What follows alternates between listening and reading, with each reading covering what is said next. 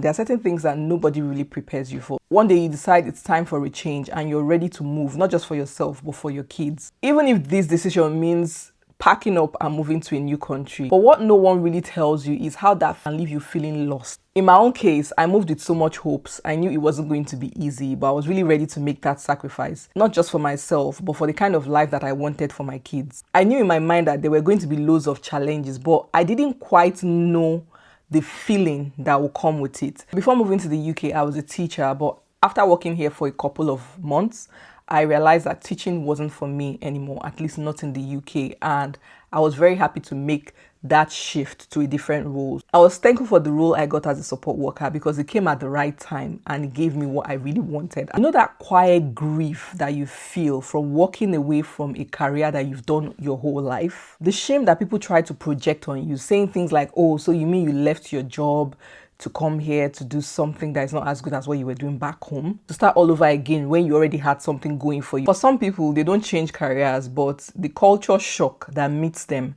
when they come here. And at some point, you begin to question yourself. For me, at some point, it was like, oh, 5 years. And after these 5 years, what next? I struggled for the longest with that clear sense of direction with regards to my career path. I tried for a very long time to be strong, to be really brave, but deep down, I carried so much that really went unspoken. So this is day one of my 14 days, 14 truths. To anyone navigating becoming, just know that this is just a transition phase for you. Just know that you're not alone. I'm curious to know, when you moved abroad, what's the one moment that you realized that was harder than you actually really expected? Let me know in the comments.